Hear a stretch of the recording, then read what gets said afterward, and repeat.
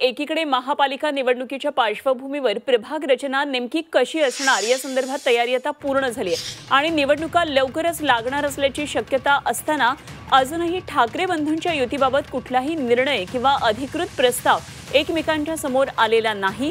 मात्र आता ठाकरे बंधूंच्या युतीबाबत मोठी बातमी समोर येते।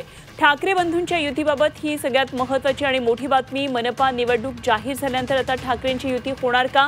निवडणूक जाहीर झाल्यानंतर युतीचा प्रस्तावासंदर्भात चर्चा होणार का? असे अनेक प्रश्न उपस्थित होतात आणि दोन्ही पक्षांकडून आपापल्या ताकदीचा आता आढावा घेतला जातोय।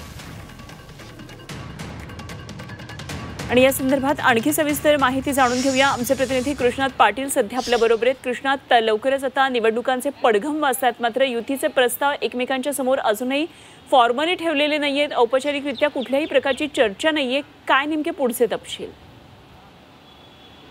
अनुपमा, केवळ माध्यमांमध्ये चर्चा सुरू आहे, कारण राज ठाकरे यांनी साथ दिल्यानंतर उद्धव ठाकरेंनी प्रतिसाद दिला, त्यानंतर थेटपणे दोघांच्यामध्ये कुठलीही चर्चा झाली नाही अशा प्रकारची माहिती मिळते। परंतु नातेवाईकांच्या माध्यमातून दोघे संपर्कात आहेत आणि युतीबाबत म्हणजे एकत्र येण्यासंदर्भात दोघेही सकारात्मक असल्याची माहिती देखील मिळते। परंतु या निवडणूक लागण्याच्या अगोदर म्हणजे ऑक्टोबरमध्ये कदाचित मुंबई महापालिका निवडणुका लागू शकतात आणि त्यानंतर सर्व स्थानिक स्वराज्य संस्थांच्या निवडणुका ज्या प्रलंबित आहेत त्या सर्व लागू शकतात आणि या निवडणुका जाहीर झाल्यानंतरच कदाचित या दोन्ही ठाकरे बंधूंच्या एकत्रीकरणाविषयीचे प्रस्ताव जे आहेत ते समोर येतील अशा प्रकारची एक माहिती सध्या मिळून येते। त्यामुळे सध्या तरी जे केवळ माध्यमामध्ये चर्चा असली तरी दोघांच्यामध्ये थेटपणे चर्चा सुरू झालेली नाही। त्यामुळे आता इतक्या 2-3 महिन्याचा कालावधी जो आहे तो कदाचित एकमेकांची ताकद आजमावणं, कोण कुठं लढेल आणि या संदर्भातली जी ग्राउंड लेवलची जी माहिती आहे तिथलं कशा प्रकारची रणनीती असणार आहे यावर चर्चा केली जाईल आणि त्यानंतर जी थेटपणे एकत्र येण्यासंदर्भात आणि युती करण्यासंदर्भातली चर्चा जी आहे ती